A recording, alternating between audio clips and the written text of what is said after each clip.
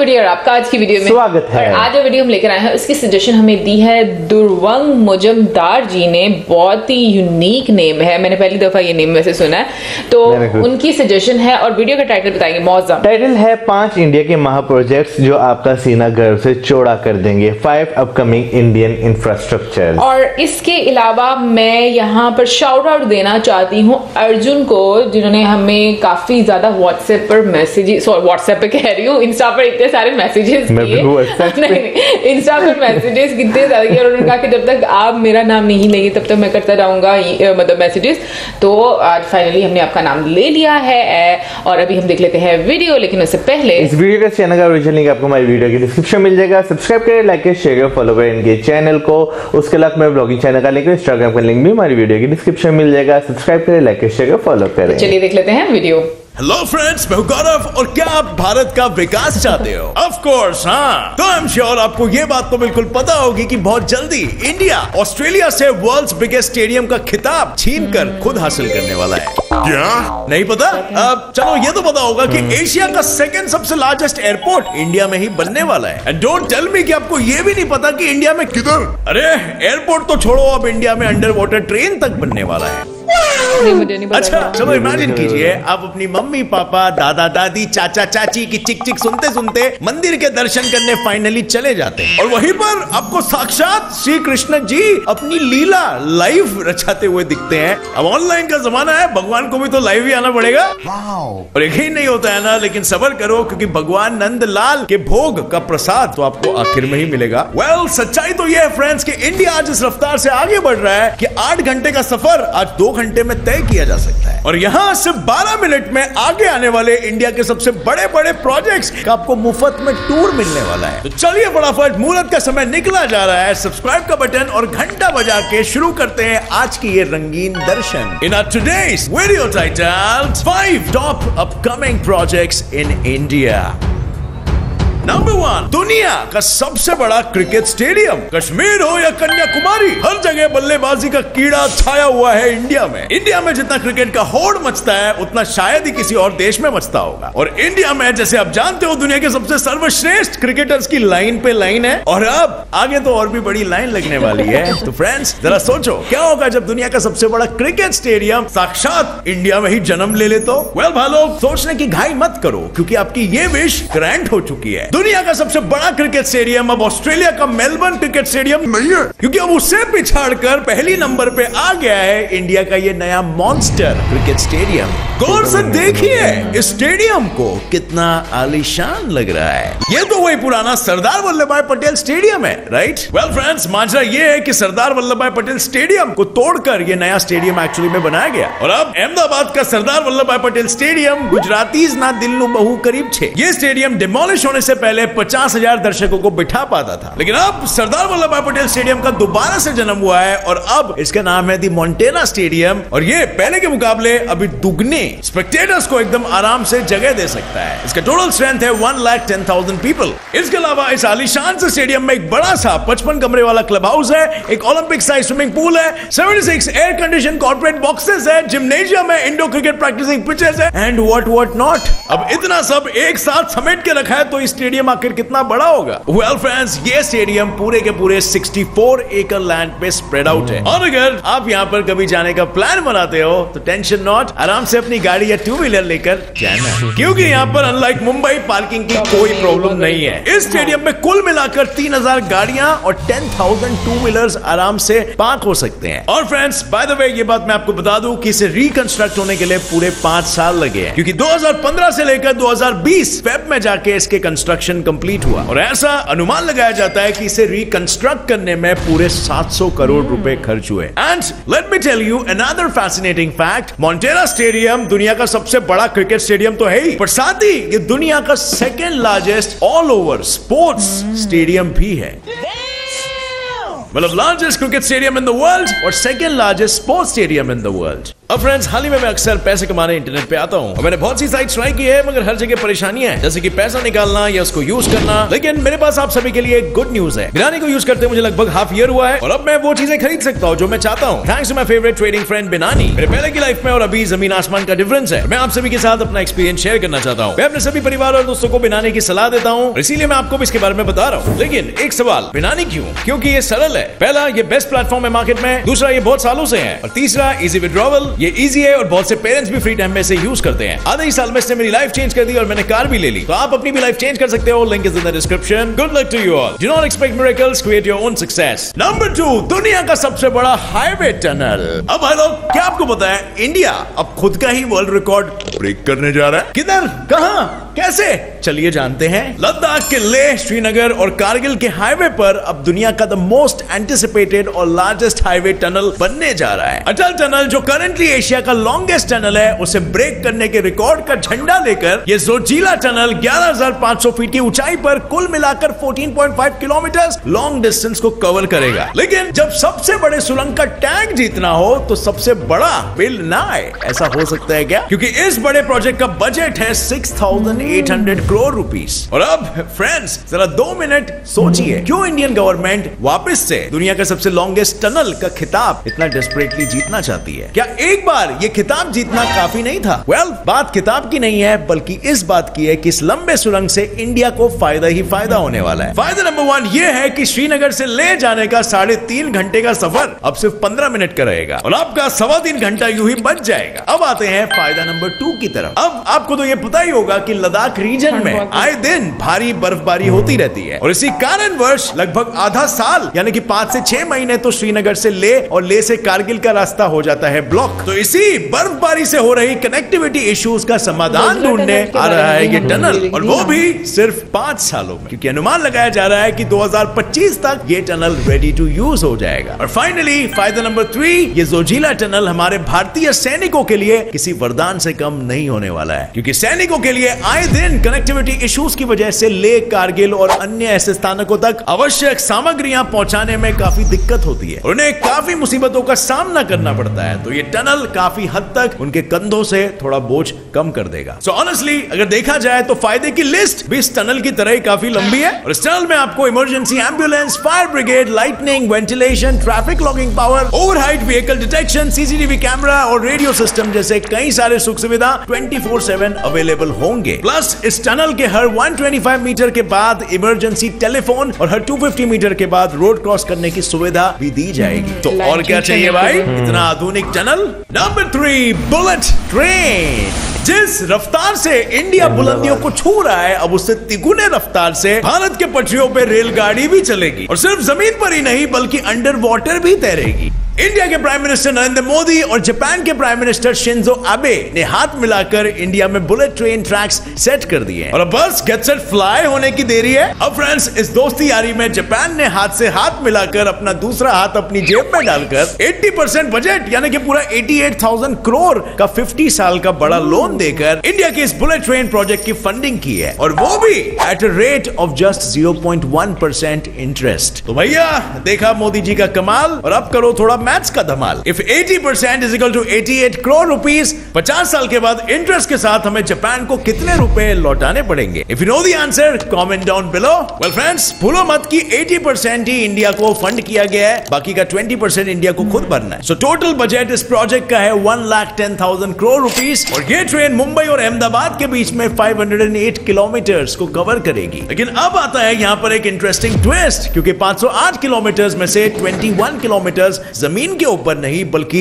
Under water, पानी के नीचे ये ट्रेन सफर करेगी। जी हाँ फ्रेंड्स, ये इंडिया का पहला ऐसा बुलेट ट्रेन होगा जो अंडरग्राउंड समुद्री तट के नीचे से तैर कर जाएगी। और वो 21 किलोमीटर बाय द वे हमारे लिए बहुत ही अच्छी बात है, थाने और वसई क्रीक के बीच तैरेगी, मेरा मतलब है दौड़ेगी। और वहीं जहां मुंबई से अहमदाबाद अप डाउन करने में आज की तारीख में 8 घंटे लगते हैं, इस ट्रेन के 315 किलोमीटर प्रति घंटे की स्पीड में आप सिर्फ 2 घंटों में ये सफर तय करोगे। लेकिन अफसोस अफसोस बड़े खेद के साथ ये कहना पड़ रहा है कि इस ट्रेन का आनंद लेने के लिए आपको थोड़ा रुकना पड़ेगा, क्योंकि महाराष्ट्र के करंट सरकार ने 2019 से ही इस प्रोजेक्ट को ऑन होल्ड रख दिया है। थामा जरा, सबर करा। अब क्यों किया, उसका जवाब ये रहा। महाराष्ट्र की सरकार का ये कहना है कि बुलेट ट्रेन महाराष्ट्र की टॉप प्रायोरिटी नहीं है। और इस विषय में आपका क्या कहना है? क्या आपको लगता है बुलेट ट्रेन हमारी प्रायोरिटी है या फिर नहीं? और अगर नहीं है तो उतना पैसा कहां पे डालना चाहिए? Comment down below your answers and let us know. Number 4, Asia का सेकंड लार्जेस्ट एयरपोर्ट। भारत का सबसे बड़ा एयरपोर्ट और एशिया का second largest airport Uttar Pradesh के गौतम बुद्ध जिले के जेवर में बनाया जा रहा है, जो ग्रेटर नोएडा से बस 56 किलोमीटर की दूरी पर स्थित है। But friends, did you know ये एयरपोर्ट बनाने का प्रपोजल 2001 में किया गया था और अब क्या चल रहा है 2020। तो इतने सालों में आखिर हुआ तो हुआ क्या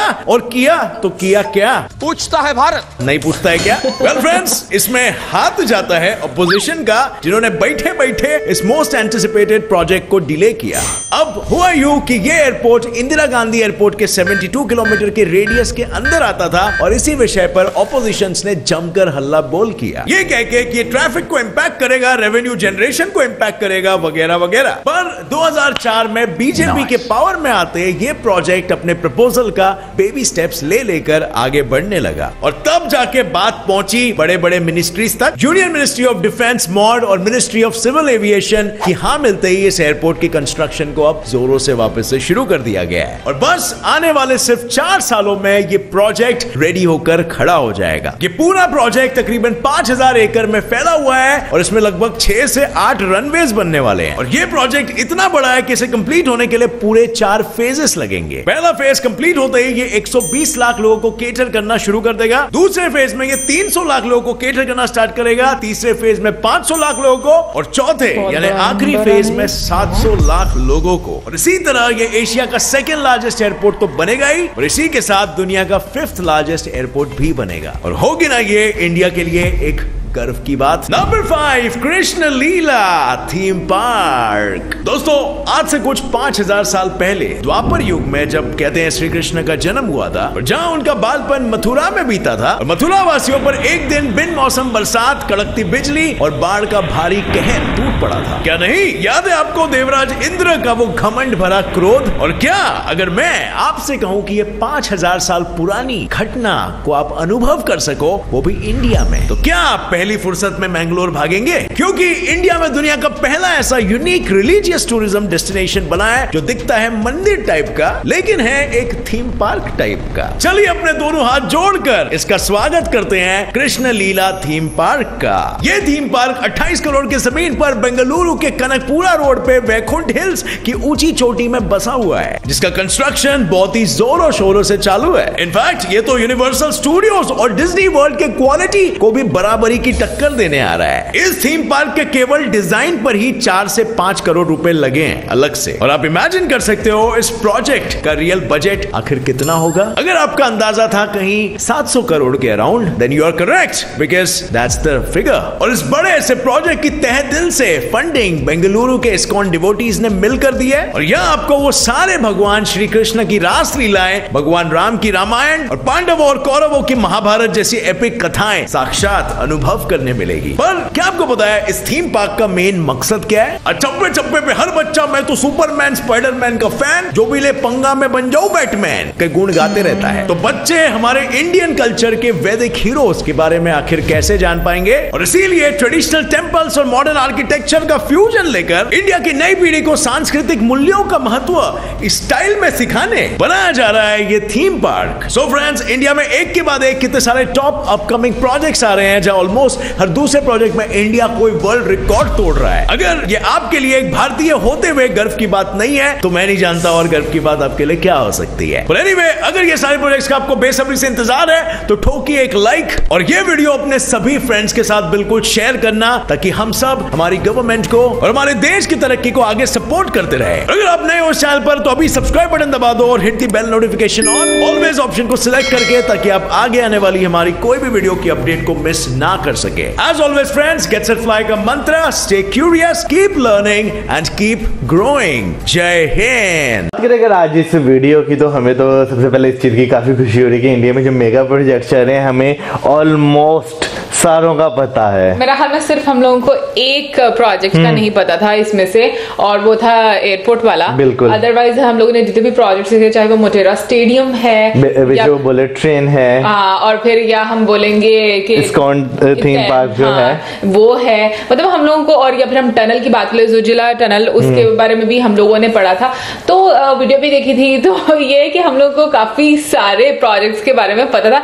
अच्छा, बुलेट ट्रेन के बारे में भी हम लोगों को पता था ये कि मुंबई टू अहमदाबाद, बट हम लोगों को सिर्फ एक उसके बारे में बात का नहीं पता था, और वो क्या थी मौसम कि अंडरग्राउंड सॉरी अंडर वाटर जो है ये चलेगी। वैसे ये जो है हमने लास्ट में भी चीज डिस्कस की थी, वाकई बहुत अच्छी चीज है कि जापान जो है वो इसकी फंडिंग कर रहा है, लेकिन जो है इंटरेस्ट रेट बहुत कम है। बिल्कुल, ये तो डिपेंड करता है ना कि आपकी जो गवर्नमेंट है उसकी कितनी समझदारी है। तो मेरा हाल में कि इसका क्रेडिट जो ना गवर्नमेंट को जाता है। तो इसके अलावा मैं एक और चीज बोलना चाहूंगी कि वाकई में हम अक्सर बात करते हैं कि प्रोजेक्ट्स नो डाउट बहुत सारे होते हैं, बट सबसे ज्यादा प्रॉब्लम ये होती है कि प्रोजेक्ट्स को डिले बहुत कर दिया जाता है, और वो 1-2 साल डिले नहीं होते, वो कोई 10-20 साल डिले हो जाते हैं। हम जो है लास्ट में जो कल वीडियो देखी थी उसमें भी हम ये डिस्कस कर रहे थे कि दूसरे मुल्कों की बात करें जो काफी ज्यादा तरक्की पर हैं, तो उनकी अगर बात की जाए तो उनका कोई प्रोजेक्ट आता है, उन्हें लगता है कि इसमें बेनिफिट है, वो दिनों में काम करते हैं, वो जल्दी से जल्दी कंप्लीट करके कहते हैं बस ये अब जाए। एग्जैक्टली, लेकिन पता है क्या, अभी जहाँ पर डेमोक्रेसी होती है ना, वहां पर हमेशा आपको ना प्रोजेक्ट डिले मिलेंगे, और उसकी रीजन ये होती है कि लोगों की सुननी पड़ती है। और मतलब वहां पर ये नहीं होता कि जैसे कि अभी हम लोग कल की बात करें तो कल हम लोगों ने एक वीडियो देखी थी, उसमें हम लोगों ने चाइना का जिक्र किया था। तो हम लोग एक वहां पर फैक्टर बताना नहीं, मैं वैसे कह रही हूँ कि वहां पर एक फैक्टर बोलना हम भूल गए थे कि वहां पर डिक्टेटरशिप है, वहां पर डेमोक्रेसी है ही नहीं। बिल्कुल नहीं है, मैं खाली चाइना की बात नहीं कर रहा। अगर हम दूसरे कंट्रीज को भी देखें, जैसे ऑस्ट्रेलिया है, न्यूजीलैंड है, अमेरिका को देखें, या यूरोपियन कंट्रीज जो है उन्हें देखें, मौसम ऑपोजिशन तो उन लोगों को भी फेस करनी पड़ती है, लेकिन अगर देखें तो उनके इंफ्रास्ट्रक्चर बहुत अच्छे हैं उनके, यानी कि अगर कोई प्रोजेक्ट पास होता है तो बहुत तेजी से उस पर काम होता है। यानी कि हमारे यहाँ पे जो है लैंड एक्वायर करने में ना कई साल गुजर जाते हैं। वैसे मुझे क्योंकि इतना ज्यादा पता नहीं है कि वहां पर ऑपोजिशन का क्या मतलब हिसाब होता है, जैसे मौजूद ने बात की, तो मे बी वहां पर इतना ज्यादा टाइम ना लगता हो जितना कि यहाँ पर लगता है। बट ये यहाँ पर ये प्रॉब्लम जरूर होती है कि आपका एक प्रोजेक्ट इसी वजह से मतलब इतना ज्यादा आपको लॉस देना शुरू हो जाता है क्योंकि आप उसको टाइम पर स्टार्ट ही नहीं करते। बिल्कुल, अभी अगर हम बात करें 2019 में जो है अगर बुलेट ट्रेन का प्रोजेक्ट जो है वो शुरू होना था, लेकिन देखा जाए तो महाराष्ट्र गवर्नमेंट ने उस पर स्टे लगा दिया है। ऑन दी अदर हैंड अगर देखा जाए अगर इंडिया में बुलेट ट्रेन आती है तो काफी ज्यादा जो है लोगों को फायदा होगा, टाइम सेविंग काफी ज्यादा होगी।